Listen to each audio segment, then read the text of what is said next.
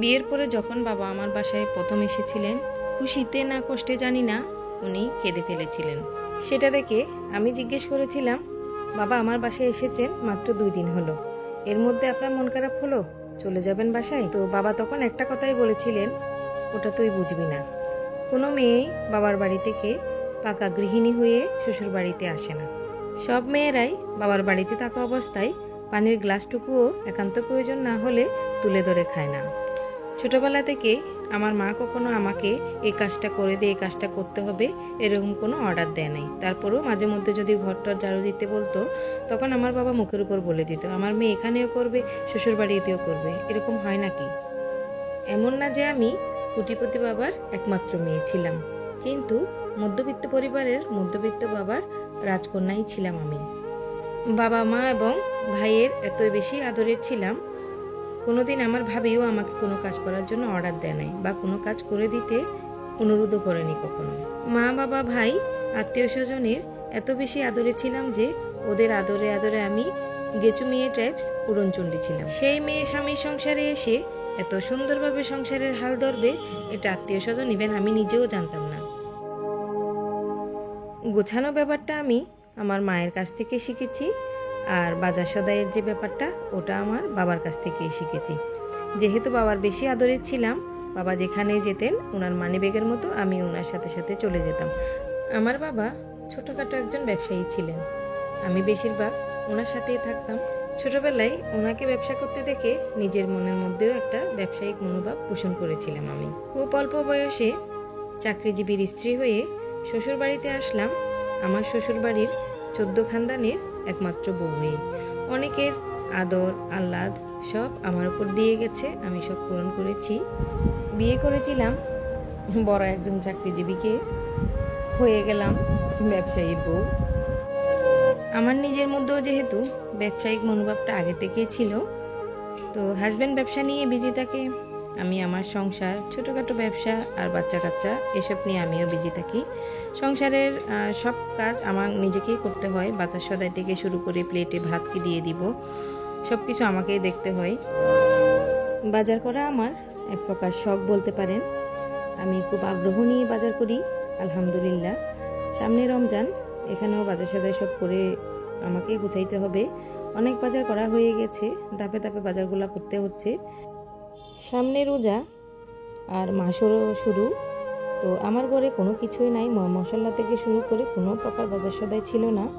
তাই আমি শুকনো মশলাগুলো কিনে এনেছিলাম। শুরুতে আপনারা দেখেছেন প্যাকেটে প্যাকেটে বিভিন্ন ধরনের মশলা নিয়ে এসেছি। এগুলোকে সুন্দর মতো করে পরিষ্কার করে ধুয়ে মুছে শুকাইতে দিয়েছিলাম ছাদে। এখন শুকিয়ে একদম মটমটো হয়ে গিয়েছে। এগুলোকে একটু মেশিনে নিয়ে গিয়ে গুঁড়া করে আনবো। যেহেতু অনেক বেশি মশলা, আমার ব্লেন্ডারে কাজ হবে না, মেশিনে নিয়ে গিয়ে গুঁড়া করে আনতে হবে। তাই একটু পরিষ্কার করে নিলাম। শুকানোর পরেও দেখি অনেকখানি ময়লা রয়ে গিয়েছিল, আপনারা দেখতে পেয়েছেন। এখানে আরও কিছু বাজার আসছে, তো পুরাটা লিস্ট আমাকে একসাথে দিতে পারছে না, কারণ দোকানের মধ্যে অনেক রাশ। দুপুরের নামাজটা পরে আমি বাজারগুলো একটু গুছিয়ে নিচ্ছিলাম। এখানে আমরিন আমাকে হেল্প করছিল। আমি সব বাজারগুলো গুছিয়ে রেখে আর একটু বের হতে হবে, একটু শাকসবজির দরকার ছিল, সেটা আমি করিনি, এখন ওটার জন্য একটু বের হতে হবে। আমার নিয়মিত ভিউয়ার যারা আছেন তারা আমাকে চিনেন, এখন নতুন নতুন অনেকে আমার চ্যানেলের সাথে আবার যুক্ত হচ্ছেন, এই জন্য নিজেকে অনেক বেশি ভাগ্যবান মনে করছি। তো যারা নতুন তাদের জন্য আমার পরিচয়টা আবার দিয়ে নিই। আসসালামু আলাইকুম, আমি কবিনুর মন, চ্যানগা আবাসিক, চট্টগ্রাম থেকে। দূরে কাছে সবাইকে স্বাগত জানিয়ে আমার অ্যাক্টিভিটি অ্যান্ড ব্লগ চ্যানেল থেকে আরও একটি ভিডিও নিয়ে হাজির হয়ে গিয়েছি। আশা করি সবার অনেক ভালো লাগবে। প্রিয় ভিউয়ার্স, ভিডিওর এই পর্যায়ে এসে যারা এখনো একটা লাইক দেননি, প্লিজ একটা লাইক দিয়ে দিবেন। আর যারা আমার চ্যানেলে নতুন তারা আমার চ্যানেলটা সাবস্ক্রাইব করে পাশে থাকা বেল বাটনের অল অপশনটা প্রেস করে দিবেন, তাতে করে আমার চ্যানেলের নতুন ভিডিওর আপডেট সবার আগে আপনাদের ফোনেই যাবে। আর অলরেডি কাজটা যারা করে দিয়েছেন তাদেরকে অসংখ্য ধন্যবাদ। প্রিয় ভিউয়ার্স, রমজান মাসটাতে আমার অনেক বেশি বাজার করা লাগে, কারণ আমার দোকানের যত এমপ্লয় আছে সবগুলাকে ইফতারিটা আমাদের মালিক পক্ষকে প্রোভাইড করতে হয়। তো সেই জন্য বেশ খানিকটা বাজার আমার করা লাগে, অনেক বেশি বাজার করে ফেলেছি, আরও আসবে। 2-3 ধাপে করে আমার বাজারগুলো আসছিল। অন্যান্য সময় দোকানের ছেলেদেরকে টাকা দিয়ে ফেললেও নাস্তার জন্য, ইফতারের সময় কিন্তু রোজার সময় ইফতারিটা আমি বাসা থেকে ওদের জন্য তৈরি করে পাঠাই। সব বাজারগুলো গোছানোর পরে বের হয়েছিলাম, বলেছিলাম না একটু শাকসবজির বাজার করা দরকার ছিল। তো আমি যেতে যেতে দেরি করে ফেলেছি, সবজি পাই নেই। ধনে পাতা আর হচ্ছে লাল শাকের বোনা পেয়েছি দুটা, ওটাই নিয়ে আসছি। আর দেশি বাংলা কলা এখানে এনেছি, অনেক বিচি হয়েছিল এই কলাটা, আমরিন পছন্দ করে নেই, বিচি থাকলেও একদম পছন্দ করে না। বেশ খানিকটা পেঁয়াজ, কাঁচামরিচ, আদা রসুন সব আমি কেটে কুটে পরিষ্কার করে কুচি করে এবং ব্লেন্ড করে ডিপে রেখে দিই। যখন রান্নার সময় হয় ডিপ থেকে নিয়ে ডাইরেক্ট রান্নাতে দিয়ে দেওয়া যায়। রান্নার সময় কাজ কমানোর জন্য আমি এই জিনিসটা করে রাখি, আপনারাও চাইলে এটা অ্যাপ্লাই করতে পারেন। ব্যস্ততম গৃহিণী আমরা যারা আছি তাদের কাজ কিছুটা হলেও কমবে যদি বাজার সদাই এবং রান্নার সামগ্রীগুলা একটু গুছিয়ে রাখা যায়।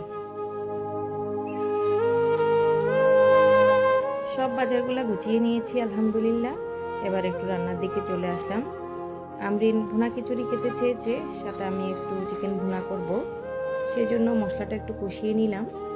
ওই যে আগে থেকে তৈরি করা ছিল সব মশলা, একদম মুহূর্তের মধ্যে সব রান্না আমার কমপ্লিট হয়ে যাবে ইনশাল্লাহ।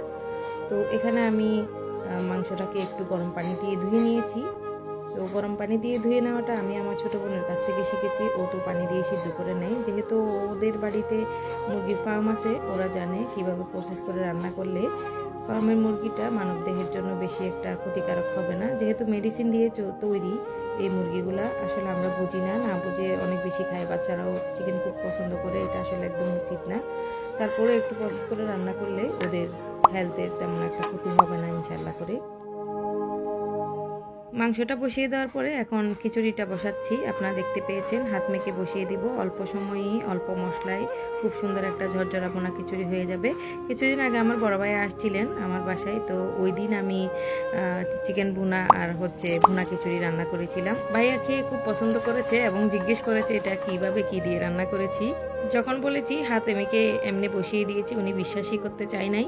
তো আজকে ভিডিওটা করে রাখলাম, ভাবি এবং ছোট ভাইয়ের বউ তোমরা দেখে নাও কিভাবে খিচুড়ি রান্না করতে হয়। রান্নাটা আসলে একটা আর্ট, সবাই রান্না করতে পারি যে যার মতো করে রান্না করে। আর্ট যেমন নিজের মনের মাধুরী মিশিয়ে ফুটিয়ে তুলে, রান্নাটাও ঠিক সেম। বিভিন্ন মশলার কম্বিনেশনে বিভিন্ন ধরনের রান্না বিভিন্ন জনে বিভিন্নভাবে করে থাকে। আমি খুব সিম্পলভাবে আমার ভিডিওগুলো করে থাকি আপনাদের জন্য, এবং খুব সিম্পলভাবে আমি রান্নাগুলো করি। তো আপনাদের যদি আমার ভিডিও ভালো লাগে তাহলে প্লিজ একটা লাইক অবশ্যই দিবেন আর কমেন্টে জানাবেন আপনাদের মতামত। আমাদের সামনে পবিত্র রমজান মাস, দেখতে দেখতে হুট করে একটা বছর কিভাবে শেষ হয়ে গেল বুঝতেই পারি নাই। তো এই রমজান মাসে আমরা সবাই সবার জন্য দোয়া করব, কারণ আগে আপনি আমার জন্য দোয়া করলে ওই দোয়াটা আল্লাহ আপনার জন্য কবুল করে নেবেন। তাই দোয়া করতে আমরা কখনোই কঞ্জুসি করব না। কথা বলতে বলতে আমার রান্না কমপ্লিট আলহামদুলিল্লাহ। খুব সুন্দর ঝরঝরা খিচুড়ি হয়েছে, দেখতে পাচ্ছেন একদম কম মশলা ইউজ করেছি। আর এখানে দেশি আলু দিয়ে আমি চিকেনটা একটু ভুনা কষা করেছি, কারণ একটু ঝোল দরকার হতে পারে।